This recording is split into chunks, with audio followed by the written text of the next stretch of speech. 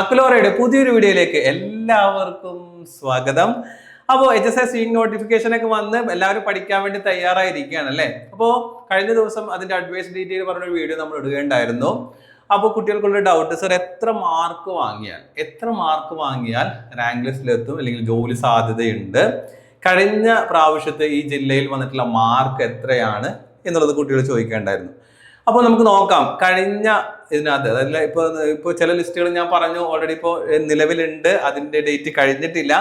അപ്പൊ അതിന്റെ cut off mark എത്രയാണ്? ഇപ്പൊ 6 ജില്ലകളാണല്ലോ വിളിച്ചിട്ടുള്ളത്. ഈ 6 ജില്ലകളിൽ കഴിഞ്ഞ പ്രാവശ്യത്തെ കട്ട് ഓഫ് മാർക്ക് എത്രയാണ്, എത്ര അപേക്ഷകരുണ്ടായിരുന്നു, എത്ര പേര് എക്സാം എഴുതി, അപ്പൊ ഈ ഒരു എത്ര പേര് ഷോർട്ട് ലിസ്റ്റിൽ വന്നു, ഈ ഒരു കാര്യങ്ങളാണ് ഇന്നത്തെ വീഡിയോ നമ്മൾ ഷെയർ ചെയ്യുന്നത്. അപ്പോൾ എന്തിനാണെന്ന് വെച്ചിട്ടുണ്ടെങ്കിൽ ഇത് വെച്ച് നിങ്ങൾക്കൊരു ഏകദേശം ഒരു കാൽക്കുലേഷൻ കിട്ടും. ഓക്കെ, ഞാൻ ഇത്ര മാർക്ക് വാങ്ങണം അല്ലേ, ഈ സെയിം മാർക്ക് തന്നെ ആയിരിക്കും ഇപ്പോഴത്തെ കട്ട് ഓഫ് മാർക്ക് എന്നുള്ളതല്ല. അപ്പൊ കട്ട് ഓഫ് മാർക്ക് എന്ന് പറഞ്ഞിട്ടുണ്ടെങ്കിൽ നമ്മൾ PSC ഒരു നിശ്ചിത മാർക്ക് ഇടും. ആ നിശ്ചിത മാർക്കിന് മേലെ വരുന്നതാണ്, മേലെയുള്ള മാർക്കുള്ള ആളുകൾക്കാണ് ലിസ്റ്റിലേക്ക് വരാൻ സാധിക്കുന്നത്. ആ നിശ്ചിത മാർക്കിനെയാണ് നമ്മൾ കട്ട് ഓഫ് മാർക്ക് എന്ന് പറയുന്നത് കേട്ടോ.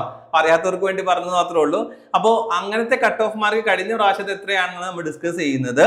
പിന്നെ മനസ്സിലാക്കുക, ഈ സെയിം കട്ട് ഓഫ് മാർക്ക് തന്നെ ആയിരിക്കണം എന്നില്ല ഇപ്പോഴും, പക്ഷേ നിങ്ങൾക്കൊരു ഐഡിയ കിട്ടും. ഓ, ഇപ്പൊ ഇത്രയൊക്കെ ഉണ്ടായിരുന്നല്ലേ, കഴിഞ്ഞ പ്രാവശ്യം ഇത്രയൊക്കെ നേടിയല്ലേ, ഇത്രയൊക്കെ ഒരു അപേക്ഷകരുണ്ടാവില്ലേ എന്ന് നിങ്ങൾക്ക് മനസ്സിലാകുമ്പോൾ എത്രത്തോളം നിങ്ങൾ പഠിക്കണം എന്നുള്ള ഒരു ഐഡിയ നിങ്ങൾക്ക് കിട്ടും. അപ്പൊ അതിനു വേണ്ടിയാണ് ഈ ഒരു ഡീറ്റെയിൽസ് നിങ്ങളുമായിട്ട് ഷെയർ ചെയ്യുന്നത്. നമ്മുടെ HSI സ്വീങ് ടീച്ചറുടെ അപ്ഡേഷൻസും കാര്യങ്ങളൊക്കെ അറിയിക്കാൻ നമുക്കൊരു ഫ്രീ വാട്സപ്പ് കമ്മ്യൂണിറ്റി കൂടി ഫോം ചെയ്തിട്ടുണ്ട്. അപ്പോൾ അതിന്റെ ലിങ്ക് ഞാൻ ഇതിന്റെ ഡിസ്ക്രിപ്ഷനിൽ താഴെ കൊടുത്തേക്കാം. താല്പര്യമുള്ള ആളുകൾ അതിനകത്തേക്ക് ജോയിൻ ചെയ്താൽ ഇതിന്റെ അപ്ഡേഷൻസും കാര്യങ്ങളും ഇതുപോലുള്ള വീഡിയോസും ഒക്കെ നിങ്ങൾക്ക് കാണാൻ സാധിക്കുന്നതാണ്. അപ്പൊ നമുക്ക് പോകാലോ, വീഡിയോയിലേക്ക് പോകാം. അപ്പോൾ നമ്മൾ 6 ജില്ലകളാണ് ഇപ്പോൾ വിളിച്ചിട്ടുള്ളത്: തിരുവനന്തപുരം, കാസർഗോഡ്, മലപ്പുറം, കോഴിക്കോട്, അതുപോലെ എറണാകുളം, പത്തനംതിട്ട. ഓക്കെ, ഇതിൽ നോക്കി നിങ്ങൾക്ക് ഇത് നോക്കുമ്പോൾ തന്നെ മനസ്സിലാകും. തിരുവനന്തപുരം ജില്ലയിൽ കഴിഞ്ഞ പ്രാവശ്യം എക്സാം എഴുതിയിട്ടുള്ള അപേക്ഷകരുടെ എണ്ണം എന്ന് പറഞ്ഞാൽ 123 കേട്ടോ. ഇത് അന്ന് 6 ജില്ലകൾ വിളിച്ചിരുന്നു. തിരുവനന്തപുരം, കാസർഗോഡ് ഉൾപ്പെടെ വേറെ ഒരു 4 ജില്ലകളുടെ 6 ജില്ലകൾ ഒരുമിച്ച് വിളിച്ചിരുന്നു. അത് തന്നെയാണ് ഇപ്പോഴും നിങ്ങൾക്ക് ഒരു അവസരം കിട്ടിയിട്ട്. 6 ജില്ലകൾ ഒരുമിച്ച് വിളിക്കുമ്പോൾ സ്വാഭാവികമായിട്ടും ആപ്ലിക്കൻസ് എന്തും സ്പ്ലിറ്റ് ആയിട്ട് പോകും. നേരെ മറിച്ച് ഇത് ഒറ്റ ജില്ലയാണെങ്കിൽ ഇതെല്ലാം കൂടി ഒരു ഇതിനകത്തേക്ക് വരും, ഭയങ്കര കോമ്പറ്റീഷൻ വരും. ഇവിടെ 123 അപേക്ഷകരാണ് ഉണ്ടായിരുന്നത്, പക്ഷെ 85 പേരാണ് എന്തിട്ടുള്ളത്, എക്സാം എഴുതിയിട്ടുള്ളത്. അതിന്റെ കട്ട് ഓഫ് മാർക്ക് നോക്കിയാൽ 35.67. അപ്പൊ കട്ട് ഓഫ് മാർക്ക് എന്ന് മനസ്സിലായല്ലോ. PSC ഒരു നിശ്ചിത മാർക്ക് ഇടും, ആ നിശ്ചിത മാർക്കിന് മുകളിൽ വരുന്നവർ ലിസ്റ്റിലുണ്ടാകും. അപ്പൊ അന്നത്തെ നിശ്ചിത മാർക്ക് എന്ന് പറയുന്നത് 35.67 ആണ്. ഇതിന് മുകളിൽ വന്നവരൊക്കെ അന്ന് ലിസ്റ്റിൽ വന്നിരുന്നു. ഓക്കെ, എത്ര പേര് ലിസ്റ്റിൽ വന്നിരുന്നു? ടോട്ടൽ 85 ആളുകളാണ് ഷോർട്ട് ലിസ്റ്റിൽ വന്നിട്ടുള്ളത്. അതിൽ മെയിൻ ലിസ്റ്റിൽ 60 പേരാണ് വന്നിട്ടുള്ളത്. മെയിൻ ലിസ്റ്റിൽ 60 പേര്. പിന്നെ സപ്ലി ഓരോ കമ്മ്യൂണിറ്റിക്ക് വേണ്ടി സെപ്പറേറ്റ് ലിസ്റ്റ് ഉണ്ടാവും. മുസ്ലിം, ഈഴവ, OBC, SC, ST അങ്ങനെയൊക്കെ പറഞ്ഞിട്ട്. അപ്പൊ അങ്ങനെ മൊത്തം ലിസ്റ്റിൽ വന്നിട്ടുള്ളവരുടെ എണ്ണം 85 ആണ്. മെയിൻ ലിസ്റ്റിൽ മാത്രം 60 പേരാണ് വന്നിട്ടുള്ളത് കേട്ടോ. ഇനി കാസർഗോഡിലേക്ക് നമ്മൾ വരുമ്പോൾ 222 പേരാണ് അതിനകത്ത് ആപ്ലിക്കൻസ് ഉണ്ടായിട്ടുള്ളത്. അതിൽ 92 ആളുകളാണ് എക്സാം അറ്റൻഡ് ചെയ്തിട്ടുള്ളത്. അതിന്റെ കട്ട് ഓഫ് മാർക്ക് നോക്കിയാൽ 47.67 കണ്ടോ. അപ്പൊ ഈ 47.67 മുകളിലുള്ള ആളുകളാണ് അന്ന് ഷോർട്ട് ലിസ്റ്റ് വന്നിട്ടുള്ളത്. അപ്പൊ കട്ട് ഓഫ് മാർക്ക് എന്താണെന്നുള്ള മനസ്സിലായല്ലോ. ചില ആളുകൾ ചോദിച്ചു, എന്താണ് സാറേ കട്ട് ഓഫ് മാർക്ക്, എത്ര മാർക്ക് നേടണം എന്ന് ചോദിച്ചുകൊണ്ട് ഞാനിങ്ങനെ വിശദീകരിച്ച് പറയണത് കേട്ടോ. അപ്പോൾ 47.67 മാർക്ക്, അതിന് മുകളിൽ മാർക്ക് ലഭിച്ച ആളുകൾ എന്ത് ചെയ്തിട്ടുണ്ട്, ഷോർട്ട് ലിസ്റ്റിൽ വന്നിട്ടുണ്ട്. ടോട്ടൽ 92 ആളുകളാണ്. 46 ആളുകൾ മെയിൻ ലിസ്റ്റിൽ വന്നു. മലപ്പുറത്തേക്ക് വരുമ്പോൾ 359 ആപ്ലിക്കൻസ് ഉണ്ടായിരുന്നു. 154 പേര് എക്സാം എഴുതി.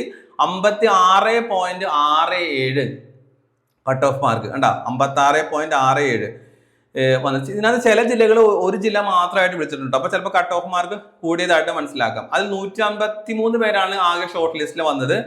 72 ആളുകൾ മെയിൻ ലിസ്റ്റിൽ വന്നു. പിന്നെ കോഴിക്കോട് വരുമ്പോൾ അതിന്റെ ആപ്ലിക്കൻസിന്റെ ഡീറ്റെയിൽസ് നമുക്ക് അതിനകത്ത് കാണുന്നില്ല. പക്ഷെ കട്ട് ഓഫ് വരുന്നത് 56 മാർക്കാണ് കട്ട് ഓഫ് വരുന്നത്. ഷോർട്ട് ലിസ്റ്റിലെ 70 പേര് ടോട്ടൽ വന്നു. 36 പേര് മെയിൻ ലിസ്റ്റിലും. 36 ആളുകളാണ് മെയിൻ ലിസ്റ്റിൽ വന്നിട്ടുള്ളത്. ഇനി എറണാകുളത്തേക്ക് വരുമ്പോൾ എറണാകുളത്ത് നോക്കിയേ 93 ആണ് അതിന്റെ ആപ്ലിക്കൻസ് വരുന്നത്. അതിനകത്ത് 22 പേര്, ഇവിടെ 359 പേരുണ്ടായിട്ട് 154 പേര്. ഇവിടെ 93 പേര് അപ്ലൈ ചെയ്ത് 22 പേര്. അത് പല കാരണങ്ങൾ കൊണ്ടൊക്കെ ഉണ്ടാകാം കേട്ടോ. ചിലപ്പോൾ കൺഫർമേഷൻ കൊടുത്തിട്ടുണ്ടാവില്ല, ചിലപ്പോൾ ക്വാളിഫൈഡ് ആയിട്ടുണ്ടാവില്ല, ചിലപ്പോൾ എക്സാം മറന്നുകൊണ്ടാവും പറ്റാത്തവർ, അങ്ങനെയൊക്കെ വരുന്നതായിരിക്കും കേട്ടോ. ഇവിടെ കട്ട് ഓഫ് വന്നത് 55 മാർക്കാണ് കട്ട് ഓഫ് വന്നിട്ടുള്ളത്. പക്ഷേ മെയിൻ ലിസ്റ്റിൽ 10 പേരും ടോട്ടൽ ലിസ്റ്റിൽ 22 ആളുകളുമാണ് അവിടെ വന്നിട്ടുള്ളത്. ഇതിനകത്ത് പത്തനംതിട്ടയുടെ ഡീറ്റെയിൽസ് സൈറ്റിൽ നോക്കിയിട്ട് എനിക്ക് കിട്ടിയില്ല. അപ്പോൾ നമുക്ക് PSC സൈറ്റിലുള്ള ഇൻഫർമേഷൻസ് ആണ് നിങ്ങൾക്ക് ഷെയർ ചെയ്ത് തരുന്നത് കേട്ടോ. പക്ഷെ നോക്കി എത്രത്തോളം ഒരു ഏകദേശം മാർക്ക് നിങ്ങൾക്ക് കിട്ടിയിട്ടുണ്ടാവുമല്ലോ, എത്രത്തോളം മാർക്ക് നോക്കി ഓരോ ഇതിനും വന്നിട്ടുള്ള മാർക്ക്. അപ്പോൾ നിങ്ങൾ വിചാരിക്കരുത് അപ്പോൾ 50 മാർക്ക് വാങ്ങിച്ചാൽ മതിയല്ലേ, അല്ലെങ്കിൽ 35 മാർക്ക് വാങ്ങിച്ചാൽ മതിയല്ലേ എന്നൊരിക്കലും വിചാരിക്കരുത്. നിങ്ങളുടെ മനസ്സിലുണ്ടാകേണ്ടത് ഏറ്റവും ഹയസ്റ്റ് ആയിട്ടുള്ള മാർക്ക് തന്നെയാണ്. കാരണം ഏറ്റവും ഹയസ്റ്റ് ആയിട്ട് മാർക്ക് വാങ്ങുമ്പോൾ അത്രത്തോളം റാങ്ക് ലിസ്റ്റിലേക്ക് വരാൻ സാധ്യത ഉണ്ടാകും, ജോലി സാധ്യതയും കൂടും. ഓക്കെ, മാത്രമല്ല നമ്മൾ 100 മാർക്കിന് ശ്രമിച്ചെങ്കിൽ മാത്രമേ ചിലപ്പോൾ നമുക്ക് ഒരു 60, 70, 80 മാർക്കൊക്കെ കിട്ടുള്ളൂ. അപ്പൊ അതിന് വേണ്ടിയുള്ള ശ്രമം നടത്തണം. അപ്പൊ അതിന് എന്ത് വേണം?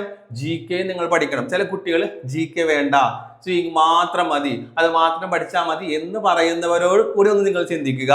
അവിടെ നമ്മൾ 100 മാർക്കിന് വേണ്ടി പരിശ്രമിച്ചെങ്കിൽ മാത്രമേ ഒരു 60, 70 മാർക്കൊക്കെ നമുക്ക് ലഭിക്കുകയുള്ളൂ. അപ്പൊ ആ രൂപത്തിലായിരിക്കണം നമ്മുടെ പഠനം എന്ത് ചെയ്യേണ്ടത്, ക്രമീകരിക്കേണ്ടത്. ഞാൻ വീണ്ടും പറയുന്നത്, ഈ 6 ജില്ലകൾ ഒരുമിച്ച് വിളിക്കുമ്പോൾ നിങ്ങൾക്ക് കിട്ടിയിട്ടുള്ള ഒരു അവസരമാണിത്. ഇതുകൊണ്ട് നിങ്ങൾക്ക് എന്ത് ചെയ്യാം, കുറച്ചും കൂടി നന്നായിട്ട് പഠിക്കാനും നന്നായിട്ട് പ്രിപ്പറേഷൻ ചെയ്യാനൊക്കെ നിങ്ങൾക്ക് സാധിക്കുന്നതാണ്. നേരത്തെ തന്നെ പഠനം തുടങ്ങുക. ഓക്കെ, അപ്പോൾ നമ്മുടെ HSS സീയിങ്ങിന്റെ ഓൺലൈൻ ബാച്ച് നെക്സ്റ്റ് വീക്ക് മുതൽ സ്റ്റാർട്ട് ചെയ്യാണ്. തുടക്കം മുതൽ തന്നെ ക്ലാസ്സുകൾ നിങ്ങൾ കണ്ടുപോകുക. മനസ്സിലാവുന്നുണ്ടോ? നിങ്ങളിപ്പോൾ ജോലിക്കാരുണ്ടാകും, വീട്ടമ്മമാരുണ്ടാകും, ഫുൾ ടൈം ക്ലാസ്സിലൊന്നും ഇരിക്കാൻ പറ്റാത്തവരുണ്ടാകും. പക്ഷേ ആ ക്ലാസ്സിൽ തുടക്കം മുതലേ ജോയിൻ ചെയ്തത് കൊണ്ട് നമ്മൾ ഇടുന്ന ക്ലാസ്സുകൾ തുടക്കം മുതലേ കണ്ടുപോയി കഴിഞ്ഞിട്ടുണ്ടെങ്കിൽ നിങ്ങൾക്ക് ഒരു ബുദ്ധിമുട്ടും ഉണ്ടാവില്ല.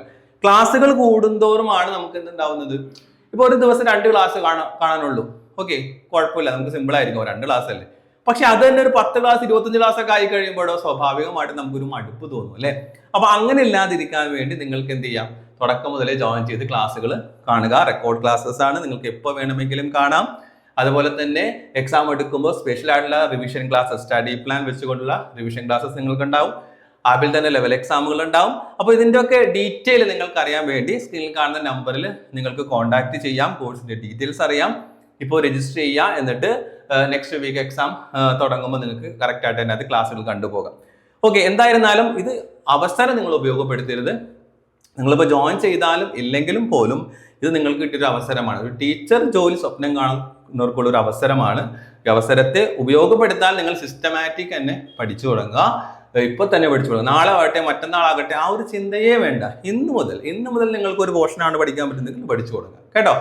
അപ്പോൾ ഇതായിരുന്നു ഇന്നത്തെ വീഡിയോ. നിങ്ങൾക്ക് ഈ ഇൻഫർമേഷൻ യൂസ്ഫുൾ ആയെന്ന് വിചാരിക്കുകയാണ്. ഇതേപോലുള്ള അപ്ഡേഷൻസും കുറച്ച് കാര്യങ്ങളും ഒക്കെ ആയിട്ട് ഞാൻ പറഞ്ഞു നമ്മുടെ വാട്സ്ആപ്പ് കമ്മ്യൂണിറ്റി ഉണ്ട്, താല്പര്യമുള്ളവർക്ക് തന്നെ അത് ജോയിൻ ചെയ്യാം. അപ്പോൾ കൂടുതൽ ക്ലാസ്സുകളും അപ്ഡേഷനുമായി നമുക്ക് വീണ്ടും കാണാം. അതുവരെ എല്ലാവർക്കും ബൈ ബൈ.